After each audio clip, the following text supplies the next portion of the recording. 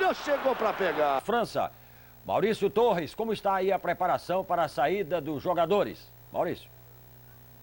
Olha, Léo Batista, quase tudo pronto, viu? Inclusive, você pode ver ali ao fundo os 2 ônibus da seleção brasileira, os ônibus que vão levar os jogadores e as famílias, os integrantes da comissão técnica ao aeroporto Charles de Gaulle. O tempo agora está bom, mas já choveu muito por aqui. Isso deixou o dia mais triste. Bem mais triste, viu? A maioria nem conseguiu dormir. Alguns, como Leonardo, Bebeto e Ronaldo, passaram a noite fora do hotel com seus parentes. E Ronaldinho é o centro das atenções. Ele se sentiu mal antes da final de ontem, não jogou bem e está sendo cobrado por isso. Mas tem o apoio dos companheiros. Leonardo, por exemplo, é um dos que mais defendem Ronaldinho. Ronaldinho, ele é pintado como um super-herói. Mas todo mundo pode ter problema. Todos nós temos um corpo, ele pode estar bem ou estar mal, pode acordar bem ou acordar mal. Claro que é uma final de Copa do Mundo, mas com certeza pipocar ele não vai pipocar nunca. Ele é especial, acho que ele é especial, mas é humano. Ele pode ter os seus problemas de saúde, pode ter os seus problemas que todos nós temos direito de ter. Schumacher arranca uma vitória no braço e de... Croatas lotaram o centro de Zagreb para receber a seleção que derrotou a Holanda na decisão do 3º lugar. A torcida em delírio saudou o atacante Šuker, artilheiro do Mundial, com 6 gols.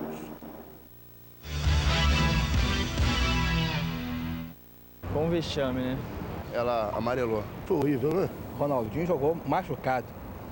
Vamos culpar quem? A culpa é de todo mundo. Eu vou te engolir, Zagallo, porque você não trouxe esse peta aí pra gente aí. Aconteceu que o Brasil zidanou. Bom, o técnico Zagallo até que tentou explicar o problema de Ronaldinho, mas acabou se irritando com o jornalista e abandonou a entrevista coletiva. O Ronaldinho acabou entrando nessas condições.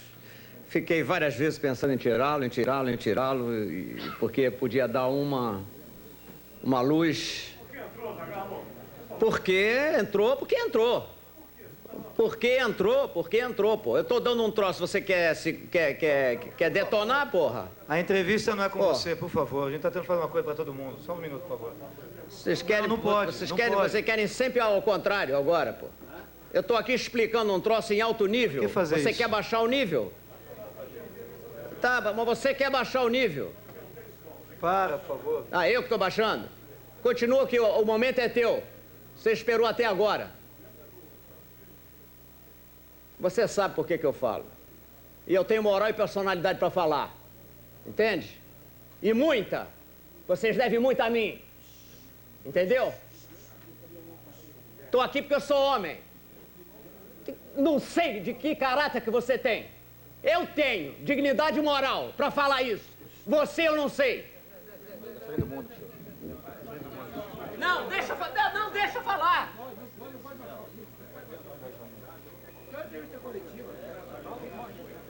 Precisa ter educação com os franceses que estão aqui. Tiver de si ou tiver toma? Tiver no V de si. Tiver no V de si.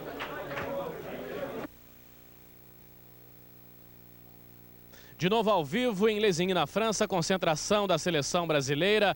Dentro de 4 horas, a seleção deixa aqui o Château de Gand-Romaine rumo ao aeroporto Charles de Gaulle. O único que não vai com a delegação é o coordenador técnico Zico. Ele vai direto, está indo para o Japão, já saiu aqui do hotel. Ele vai assumir o cargo de diretor técnico, mais uma vez, no Kashima Antlers, time do Japão. Zico, aliás, acha que o Brasil cometeu um erro apostando na escalação de Ronaldinho, levando-se em conta os problemas que o Ronaldinho teve antes da partida, horas antes da partida com a França. E ficou provado que não adiantou nada, porque ele não estava bem e isso fez com que a equipe perdesse muito da sua movimentação dentro do jogo. Eu acho que ele teve a bola do jogo nos pés. Talvez o único lance que sobrou para ele, se ele faz aquele gol, poderia mudar um pouco a história da partida, que foi a esperança do Zagallo, de que a qualquer momento o Ronaldo pudesse fazer um gol ou fazer uma jogada que proporcionasse o gol. Ronaldinho teve convulsões e os jogadores chegaram a pensar que ele tinha morrido. Daqui a pouquinho. E ainda, o herói do Tetra sofre a distância. Você vai ver como foram as reações de Romário à derrota do Brasil.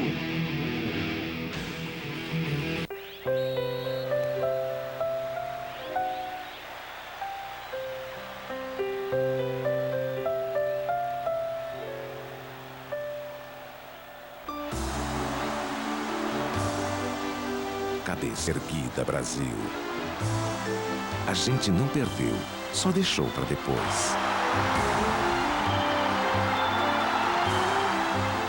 Brahma Brasil, país do futebol, terra do Guaraná. Neuer Passat. Ein revolutionäres Design. Lasergeschweißte Punkte ermöglichen perfekte Verbindungsstellen. Innenausstattung in Leder. Elektrisches Schiebedach. Elektrische Fensterheber mit Sicherheitssperre. Neuer Passat. Das beste Auto in seiner Kategorie.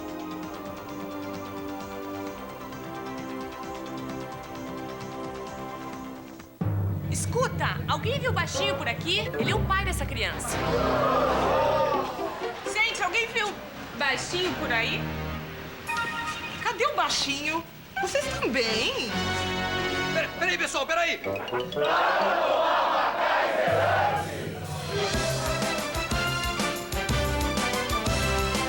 Baixinho!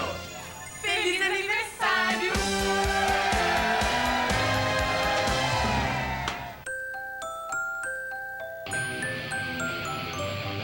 Manda, neném, que a Cuca vem pegar. Papai foi na roça, mamãe foi passear. Bicho babão, sai em cima do telhado. Deixa esse moleque dormir sossegado. Manda, neném, que a Cuca vem pegar. Papai foi na roça, mamãe foi passear. Manda, neném, que a Cuca vem pegar. Papai foi na roça, mamãe foi passear. Eu quero o Raider na Cuca. Manda, neném. Vem pegar, Raider Kids! Pai, por que a gente não pega o carro? Vamos lá naquele restaurante da praia. É, pai, vamos. Vocês fizeram o requerimento em 3 vias com uma semana de antecedência, não é? Fez? Fizeram a provisão de verba para o evento. Então não dá.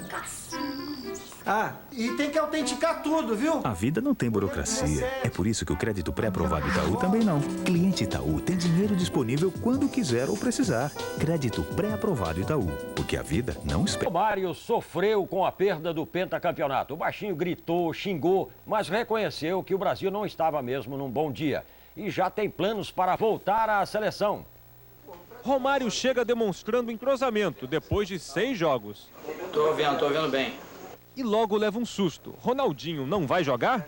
Nem pode. Cadê o cara, meu irmão? Não tô acreditando, Cristiano.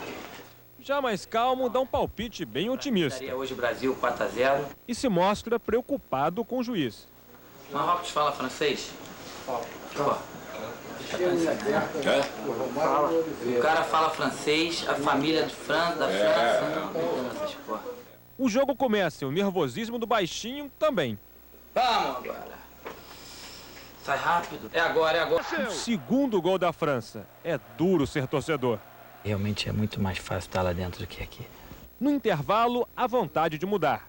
Tirou um zagueiro, o Odaí ou o Júnior Baiano, pô. No segundo tempo, Romário enlouquece. Pênalti, cara. Pintou uma perna ali. Como disse o Pelé. Para acalmar, café. 5 cafezinhos. Nem isso dá jeito. Ainda mais depois do gol de Petit. O craque do Tetra não acredita. Perdemos o Penta. E se ele estivesse lá? Seria muito fácil para mim, nessa hora que perdeu, falar que o Brasil teria ganho, que eu teria feito o gol. Mas eu vivo muito de uma realidade de que hoje não foi dia do Brasil e, independente de quem estivesse lá, o Brasil iria perder porque foi dia da França. Romário sonha com uma volta à seleção na Olimpíada e, quem sabe, no Penta. É difícil falar, né? Porque daqui lá são 4 anos, eu vou estar com 36. No futebol, nada é impossível. Mas os meus planos em relação à seleção agora são Olimpíadas. Depois a gente vê. Por enquanto, quando os brasileiros lembrarem do último título mundial, vão lembrar daquela camisa 11. De novo ao vivo na França, na concentração da seleção brasileira. E há pouco, o médico Lídio Toledo e Ronaldinho estiveram aqui para esclarecer o drama vivido ontem por Ronaldinho, horas antes do jogo diante da França. Veja como tudo aconteceu com o Tino Marcos. Eram quase 3 da tarde, quando Roberto Carlos saiu gritando pelo corredor do hotel. Ronaldinho, o companheiro de quarto dele, acabava de ter uma convulsão. 30 segundos de terror. Os primeiros a chegar ao quarto foram Edmundo e Leonardo e chegaram a pensar no pior. Puderam imaginar até que Ronaldinho tivesse morrido. Imediatamente, a comissão técnica levou o Ronaldinho a uma clínica e, acompanhado pelo médico Lídio Toledo, ele fez vários exames. Eu exigi um exame neurológico apurado com tomografia, ressonância e eletro. Depois foi para o cardiologista, fez também eletrocardiograma. Felizmente, tudo normal.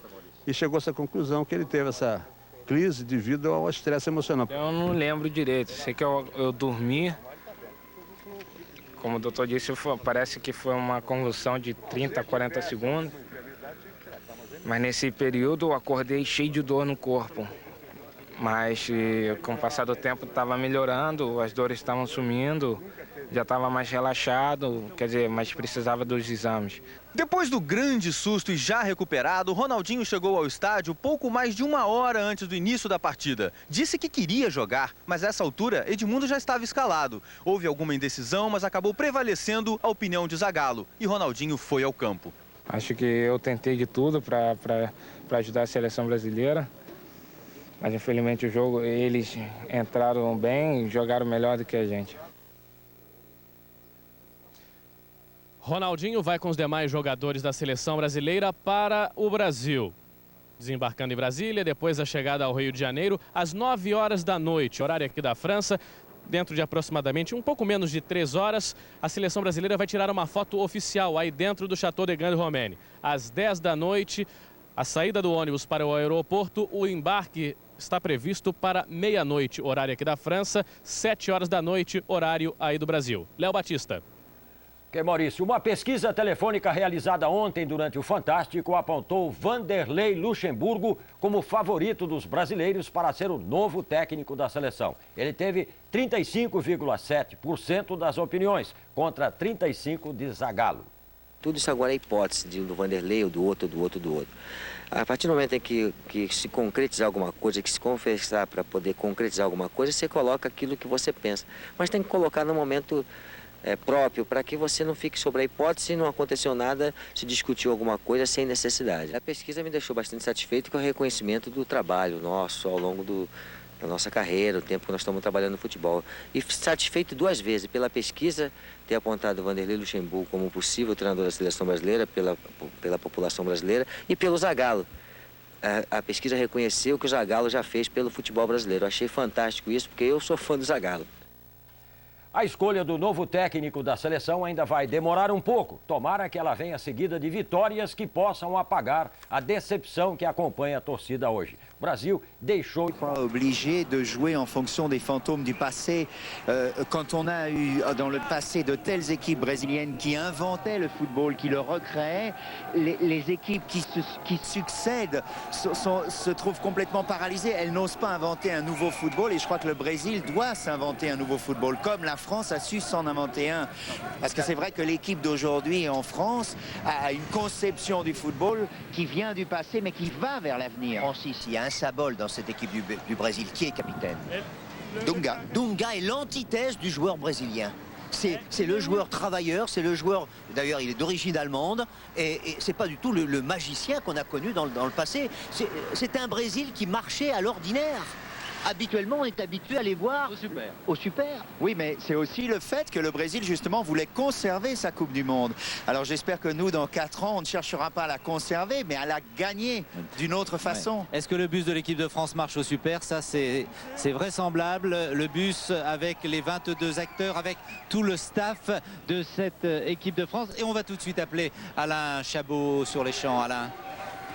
Allô? Oui, vous avez l'antenne, Alain, allez-y. Ne prenez pas le son du retour en rayette, s'il te plaît. Allez-y. Oui, donc, écoutez, voilà, j'étais en train de discuter avec le car régie parce que je n'avais pas de son dans l'oreillette. Voilà, je vais tout vous dire. Alors, l'ambiance, elle est toujours à son comble. Évidemment, les gens ne savent pas où est le quart de l'équipe de France, mais ils ont décidé de prendre leur mal en patience. Et comme vous le voyez, ils ne s'embêtent pas et nous non plus. Alors, j'ai derrière moi des drapeaux français algériens, je vous le disais, il y a également un drapeau marocain, mais en fait c'est un ami japonais que je vais aller chercher, Tatsuya, que je viens de croiser il y a un quart d'heure ici. Alors Tatsuya, vous vivez depuis combien de temps en France? Depuis 8 ans. Depuis 8 ans je suis en France. Donc hier le Français joue très bon le match. Je suis content pour le Français. Et on vous attend 2002 au Japon. Ça sera Japon, la France. Alors hier, vous étiez où? J'étais au stade. Au Stade de France. Ouais, au Stade de France. Alors, comment vous avez trouvé votre billet pour la finale? J'ai acheté le ticket par une agence. J'ai payé 25 000 francs. 25 000 francs au marché noir. Marché noir. Alors, vos compatriotes, on le sait, ont eu beaucoup de mal à trouver vos billets. Vous avez beaucoup d'amis qui avaient des difficultés pour trouver des billets. Oui, parce qu'il y a des gens qui font 1 an ou bien 2 ans d'épargne pour la Coupe du Monde. Ils sont venus ici, ils n'ont pas de ticket, donc ils payent très cher. Alors, vous êtes allé voir donc France-Brésil, mais également France-Croatie, mais pas l'équipe du Japon. J'ai pas trouvé le ticket. Vous vouliez pas? Si, mais j'ai pas de billet. Alors, la Coupe du Monde, on le sait, dans 4 ans, elle sera organisée à la fois en Corée du Sud et au Japon. C'est un événement qui sera beaucoup suivi dans votre pays. Oui, c'est maintenant, on commence à le préparer déjà. Et vous irez vous-même? Sûr, ça c'est sûr. Voilà, eh ben, c'était l'avis d'un ami japonais, Tatsuya. Et on attend toujours le quart de l'équipe de France ici. À tout à l'heure. Merci Alain. Effectivement, le bus de l'équipe de France doit arriver près du rond-point des Champs-Élysées. Nous avons l'image. C'est magnifique. Ah, c'est extraordinaire. Super sympa. Et là, on peut penser à Joseph Blatter, à la responsabilité de cet homme et vu les qualités morales et sportives qui l'animent, je suis sûr que le football de demain va encore progresser. Et que toutes les nations justement du monde entier commenceront chacune à rêver de ce qui se passe aujourd'hui en France. C'est l'occasion, Michel, pour saluer bien sûr encore une fois Aimé Jacquet. On n'en a pas beaucoup parlé depuis que nous sommes ensemble, depuis notre prise d'antenne. C'est Aimé Jacquet, c'est Henri-Émile, c'est Bergerot, c'est tout le staff qui s'est donné à fond pendant Roger 2 ans. Roger Lemaire, bien sûr. Oui, je crois que les mots seront trop pauvres pour leur dire tout ce qu'on ressent pour eux, leur mérite, c'est leur récompense, c'est le travail depuis des années ensemble et tout simplement parce que Aimé Jacquet, c'est la compétence, c'est l'honnêteté. On a souvent dit qu'il était honnête sans parler de compétence. C'est également l'humanisme. Et ça, dans le sport, l'humanisme doit être un des derniers refuges des belles qualités de l'homme. Et Aimé Jacquet les a. C'est pour ça que tout le milieu football était très heureux de sa réussite. On était heureux pour le football, mais on était très heureux pour lui parce qu'il a été attaqué. La réponse, il l'a donnée à travers ses joueurs sur le terrain. C'est imparable comme réponse. Et maintenant, il va pouvoir vivre, il va pouvoir continuer dans le football, mais avec une tranquillité d'esprit, avec quelque chose que personne, même ceux qui l'ont attaqué, ne pourront lui enlever. Alors Aimé, un grand coup de chapeau, on est tous derrière toi. Aimé qui est dans le quart avec ses 22 joueurs et on peut penser que le cœur d'Aimé Jacquet doit battre très très fort. On a parlé, oui. Oui, non, je disais c'est extraordinaire, c'est comme ce qui s'est passé pour le théâtre avec Jean-Louis Barrault ou Jean Villard. C'est quelqu'un qui a donné à ses joueurs cette âme de servir et de ne plus penser à eux. Ce sont tous des stars, des gens qui sont super payés, qui ont tout, qui ont des fans dans le monde entier et ils ont su redevenir humbles et modestes. Et ça, je crois que Michel Hidalgo avait réussi à le faire avec un autre génie comme Platini. On les voit, tous les joueurs de l'équipe de France. Regardez cette joie des joueurs français. Et la coupe est devant, elle circule de main en main. Je crois que c'était Lilian Thuram qui l'avait devant. Et ils dansent depuis hier soir, les Français. Et c'est beau de voir un drapeau marocain, justement. C'est beau de voir, parce que ça dépasse la France. Ça rejoint tous les pays qui se sont, justement, en France, reconnus comme une terre. Et c'était une terre d'asile, et je crois que maintenant, c'est une terre sportive aussi. C'est une terre sportive, effectivement. On reste avec, bien sûr, ces images du quart de l'équipe de France avec les 22 joueurs de mémoire, Dominique Champeau. Est-ce qu'on peut citer ces 22 acteurs, ces 22 vainqueurs de la Coupe du Monde? Alors, oui, avec les 3 gardiens, allons-y. Citer Lionel Charbonnier, qui est le seul avec Bernard Lama à ne pas avoir joué de match en Coupe du Monde. Il avait l'occasion contre le Danemark à le dernier match du premier tour. Ils ne l'ont pas eu. Fabien Barthez est resté le gardien de l'équipe de France d'un bout à l'autre. Et puis après, il faut les citer tous dans l'ordre. Donc Fabien Barthez, le gardien, et puis les défenseurs, Laurent Blanc, Alain Bogossian, voilà. Vincent Candela, Lionel Charbonnier, Marcel Desailly, Didier Deschamps, Bernard Diomède, Yuri Djorkaeff, Christophe Dugarry, Stéphane Guivarch, Thierry Henry, Christian Carambeu, Bernard Lama, Emmanuel Petit, Franck Leboeuf, Robert Pires, Bixante Lizarazu, Lilian Thuram, David Trezeguet et Patrick Vieira. Sans oublier Zinedine Zidane. Ouais. Et bien sûr, Aimé Jacquet, toujours en direct. Quelle mémoire vous avez. Et dans l'ordre alphabétique. C'est vrai. Bon, pendant que le car remonte ou redescend les Champs-Élysées, je ne sais plus, en tous les cas, ils sont très heureux, ces joueurs de l'équipe de France. On va revenir sur la performance pendant cette Coupe du Monde d'un artiste. Mais c'était avant son carton rouge. Vous l'avez surnommé Zorro, ZZ, Zinedine Zidane. C'est signé Morad Benabides. Regardez.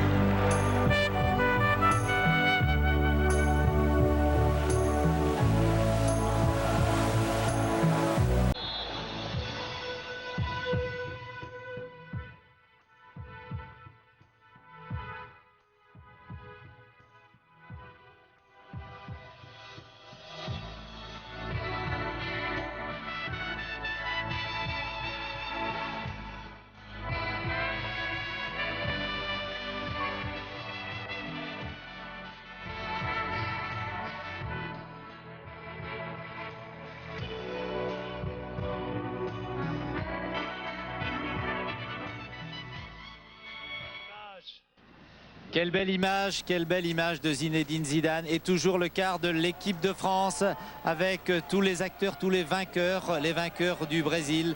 Les Brésiliens étaient tenants du titre, ils s'étaient imposés en 1994 et c'est maintenant l'équipe de France qui est détentrice de cette Coupe du Monde 1998. Et on voit le car là, qui vient de prendre position sur le rond-point des Champs-Élysées, au milieu évidemment de la ferveur du public. Tous les joueurs sont debout et tous les joueurs saluent. Ça a été des moments d'émotion intenses et ça s'est révélé assez tard ces dernières semaines quand ils sont rentrés après le match de l'Italie et qu'ils ont vu les 3000 personnes devant Clairefontaine. Ils ont pris conscience de cette ferveur et de la popularité qui était devenue la leur. Cette équipe qui avait été attaquée, on l'a dit et répété, avant cette Coupe du Monde, là qui reçoit un hommage comme peut-être jamais il y en a eu sur les Champs-Élysées, avec des drapeaux partout.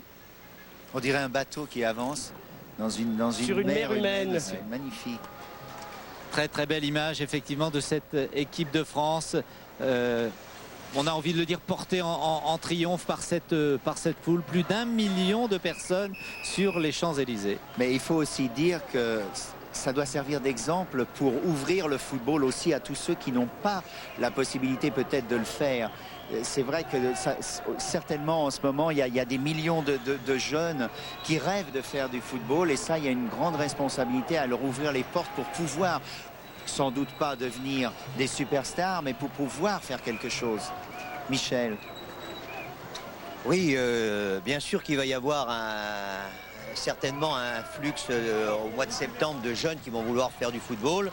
Mais est-ce qu'on est capable de les accueillir? Est-ce que les clubs ont les moyens? Parce que de plus en plus, les petits clubs souffrent, manque de terrain, manque de financement pour les déplacer, pour les faire jouer. Alors, va-t-on pouvoir les accueillir? Toute la question est là. Alors, la Coupe du Monde, c'est un grand enjeu sportif d'abord.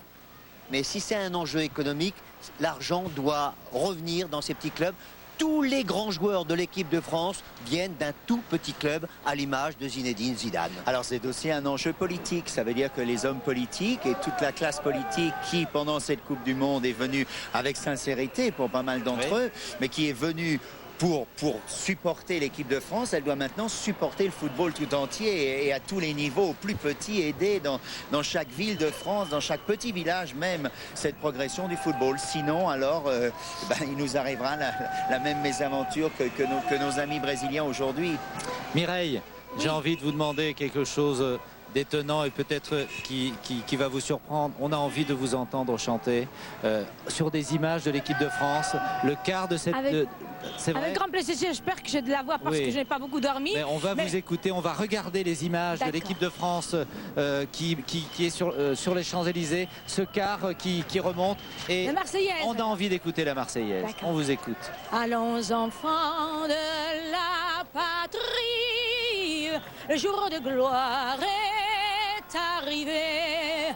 Contre nous de la tyrannie, l'étendard sanglant élevé, l'étendard sanglant élevé. Entendez-vous dans les campagnes mugir ces féroces soldats? Ils viennent jusque dans nos bras, égorger nos fils et nos compagnes. Aux armes, citoyens, formez vos bataillons, marchons, marchons, qu'un sang impur abreuve nos sillons.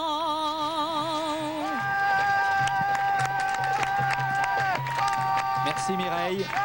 Vraiment formidable cette Marseillaise interprétée. Quand vous dites que les joueurs de l'équipe de France, on pourrait les accueillir dans nos bras, mais c'est pour les serrer très très fort bien sûr, pour les encourager, car ce qu'ils ont réussi hier soir, ce 12 juillet 1998, et on s'en souviendra très longtemps, est un exploit étonnant. Zinedine Zidane est de Marseille, d'un quartier de Marseille qui s'appelle la Castellane, et il est évident bien sûr qu'on a fêté là-bas dans son quartier le héros marseillais. Zinedine Zidane, la Castellane. Regardez le reportage. Les habitants de la Castellane avaient un besoin énorme ce matin de voir écrit noir sur blanc la victoire de l'équipe de France. Des fois qu'ils auraient rêvé l'exploit de Zinedine Zidane, leur idole. C'est un artiste. Les présentoirs de presse se sont vidés à vitesse grand V ce matin. Il faut dire que même ceux qui n'en avaient pas l'habitude ont acheté les journaux. Là, je l'ai acheté pour mon fils, comme ça au moins ça fait un souvenir qu'il mettra sur le mur de sa chambre. Bien sûr, ici, comme chaque jour, il faut faire les courses, préparer le repas et vaquer à ses occupations habituelles. Mais tous feront en sorte que cette journée ne soit pas tout à fait comme les autres. On va lancer plein de trucs dans la maison, on va boire un peu plus que d'habitude, on va manger un peu plus que d'habitude, voilà. Dans les locaux de l'association sportive La Nouvelle Vague, le président derrière son bureau s'attend au pire. L'association compte déjà 7 clubs de football, 200 licenciés. Elle risque fort d'être complètement submergée. Oui. Tous les gamins vont vouloir s'inscrire, vu cette Coupe du Monde qu'on l'a vécu avec une joie.